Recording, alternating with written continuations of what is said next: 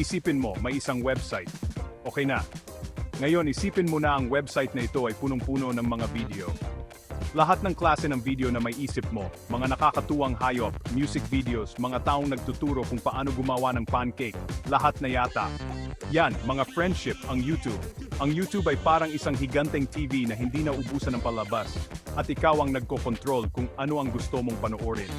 Pwede mo itong mapanood kahit anong oras, kahit saan, at pwede mo pa itong panoorin sa phone mo habang kumakain ng banana Q.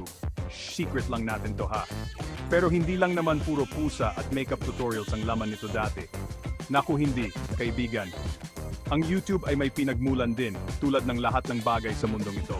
Kaya, kapit lang, dahil babalik tayo sa nakaraan at aalamin ang kwento ng YouTube. Mula sa mga unang video hanggang sa pagiging isang global platform, marami tayong matutuklasan. Tara, simulan na natin ang paglalakbay na ito.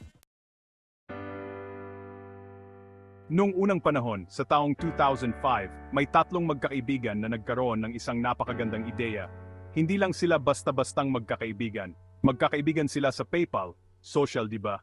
Ang kanilang mga pangalan, sina Chad Hurley, Steve Chen, at Jawed Karim. Kwento ng mga tsismosa, nasa isang party daw sila at gusto nilang i-share ang isang video. Pero alam mo ba, wala pang madaling paraan para gawin yon. Noon, ang hirap mag-share ng videos online, parang nagtuturo ka lang ng sayaw sa kalye, halos imposible. Doon na umilaw ang kanilang mga bumbilya.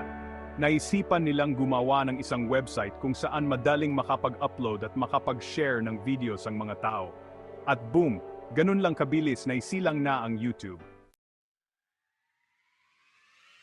Ngayon, ang bawat kwento ay may simula, at para sa YouTube, ang simula ay ang video na pinamagatang Me at the Zoo. Si Jawed, isa sa ating mga magigiting na founder, ang nag-upload nitong obra maestra noong April 23, 2005. Simple lang ang video, si Jawed lang naman at ang mga elepante. Pero hindi niya alam, itong 18-second clip na ito ang magpapabago sa mundo. Nabaliw ang mga tao sa YouTube. Parang biglang lahat ay may platform na para i-share ang kanilang mga naiisip, talento, at syempre, mga videos ng pusa sa buong mundo.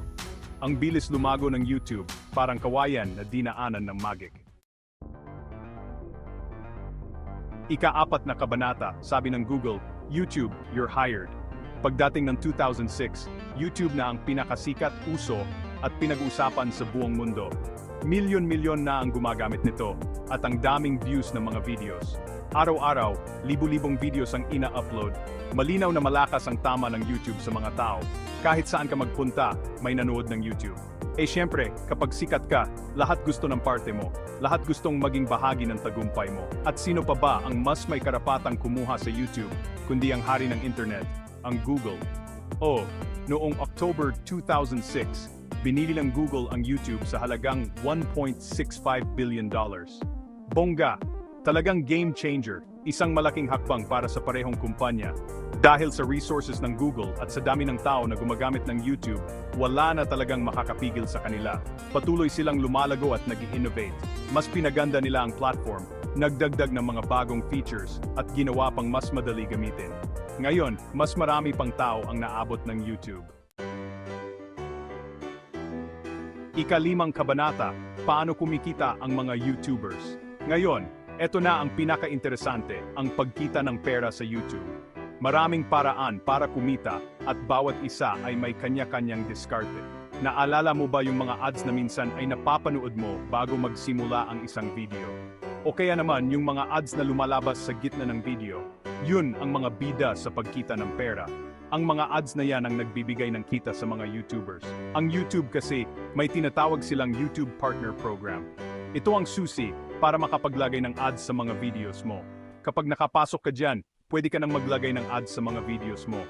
At alam mo ba, hindi lang basta ads, pwede ka ring maglagay ng iba't ibang uri ng ads. Sa bawat taong manonood o magki-click sa mga ads na yan, kikita ka. Pero teka, mayroon pa. Hindi lang sa ads nagtatapos ang kitaan.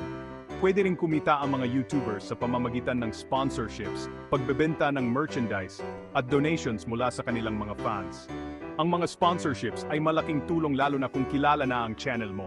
Parang may sarili ka na ring negosyo, lahat dahil sa kapangyarihan ng video. Ang pagbebenta ng merchandise ay isa pang paraan para kumita, lalo na kung may loyal na fanbase ka. Tulad na lang ni PewDiePie.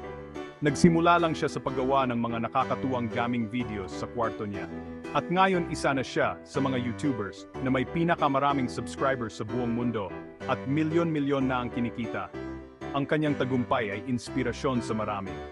Yan ang tinatawag na pangarap. Kaya kung may pangarap ka, simulan muna ang iyong YouTube journey ngayon. Ika-6 na kabanata, YouTube, ang kinabukasan ng kasayahan at kayamanan.